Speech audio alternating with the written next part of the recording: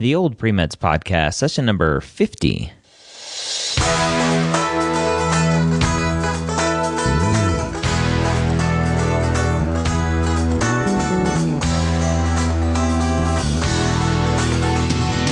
You're a non-traditional student entering the medical field on your terms. You may have had some hiccups along the way, but now you're ready to change course and go back and serve others as a physician. This podcast is here to help answer your questions and help educate you on your journey to becoming a physician. Welcome to the Old Pre-Meds Podcast. I'm your host, Dr. Ryan Gray from the medical school headquarters.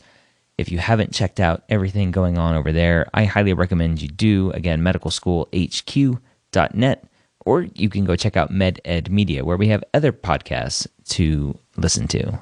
This week's question is taken directly from the Old Pre-Meds forums, like every question is. If you don't have an account over there, go check it out, oldpremeds.org. Now, this question is not really a non-traditional question, and so it can work for anybody, but it's posted in the non-traditional forums, so I'm going to talk about it. The poster here is talking about applying in the upcoming cycle and curious how to go about contacting admissions at a state school which generally offers an extremely low number of interviews to out-of-state applicants. And let me just mention here, because they abbreviated out-of-state, if you're ever browsing around pre-med forums and you see OOS, that means out-of-state. Now, this poster went on to say, I've been discouraged from even submitting an application by a pre-med advisor at the school for this exact reason. However, I actually did live in this state for less than 1 year within the last 5 years and have immediate family in the vicinity of the school, my brother, sister, and mother. I am drawn by the school's commitment to service in the community and general leadership by the school in the field of medicine, and of course, by its proximity to my family. Any suggestions on who to contact at med school, at the medical school with an app season coming up? And what should I say regarding interest in my complicated residential history there? All right, so this really boils down to picking medical schools to apply to and whether you should apply to out-of-state public schools. So as you are creating your school list, you need to look at where you are considered a state resident and what schools are in that state where you are a resident, and apply to those schools if you want to stay in that state. If you want to leave the state where you're currently a resident, then you really need to dig in to the state schools that you're looking at other states, in other states, because there is a high likelihood that they give extreme preference to in-state applicants.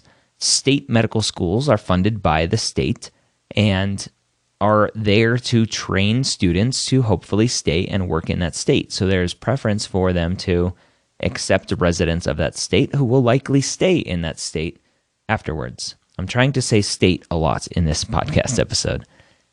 So what you need to look at, obviously, are the state schools in other states and private schools. So public schools and then private schools. Private schools don't give any preferential treatment to in-state applicants. That's the majority of them.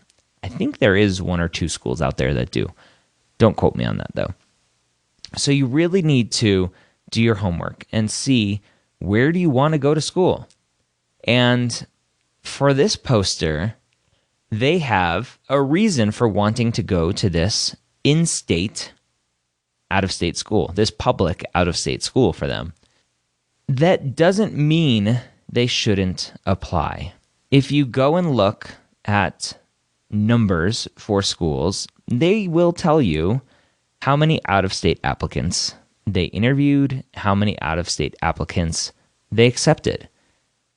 That typically means that they accept out-of-state applicants and they interview out-of-state applicants. If they're interviewing you, then there's a chance that you can get accepted. And so to not apply to a public out-of-state school because your pre-med advisor told you not to is silly. There is always a chance. Now, you are going to have a good reason on why you want to go to that public out-of-state school. And so for this poster, they have family in the area, which is the perfect reason to want to go to that school, to have that support structure there. The more that you can talk about the area and having been to the area and your family living in the area and loving the area and wanting to settle down in the area maybe, the more that you can talk about that, the more likely it is that they're going to think about you for an interview. Doesn't mean you will get an interview, but they'll think about you for an interview and not just throw you in the do not interview pile because you have really no ties to that school. So you have to have those ties to the school. When I was applying to medical school, I was a Florida resident, and I applied to the University of Colorado, and I got an interview. I wasn't the best applicant by far, but I was surprised that I got an interview at an out-of-state public school. And I think that boiled down to having ties to the state. I had family in the state. I had visited the state a bunch. I loved Colorado. I obviously loved it enough. I live here now, and am applying to have a faculty position at the University of Colorado, which is awesome. So there are ties to the state that you really need to have to really sell to the admissions committee why they should bother interviewing you as an out-of-state applicant. So that's what you should be thinking about. What are your ties? Now, the second part of the question here, the poster talked about wanting to have some information about what they should say to the school or reaching out to the school. I really don't think you need to reach out to the school in this case. You just need to put together a well-thought-out personal statement and talk about your reasons for applying there. Reaching out to the school and saying, hey, I'm applying to your school and I'm an out-of-state applicant. What do you think? They're not going to be able to really to tell you anything. They're going to say, apply to our school. We'll evaluate you with the rest of our applicants. And that's it. So you're really not going to get a lot out of the school for that particular question. So I don't think you should reach out. Just write a good personal statement with a good reason why you want to go to that school. All right. And also with secondaries as well, they're going to ask about that as well. So be prepared for those questions in your secondaries. All right. That is it for this week's podcast here at the Old Pre-Meds podcast. If you haven't checked out the pre-med years, I highly recommend you do. Today, we released episode 210, which is a great episode all about applying to medical school early. Not applying early, but getting your applications prepared early and what you should be thinking about if you're applying. So whether you're applying this year or next year or whenever you're applying, go check it out over at the medicalschoolhq.net. Not the medical school, just medicalschoolhq.net. I hope you got a lot of great information out of the podcast today. And as always, I hope you join us next week here at the Medical School Headquarters and the Old Pre-Meds podcast.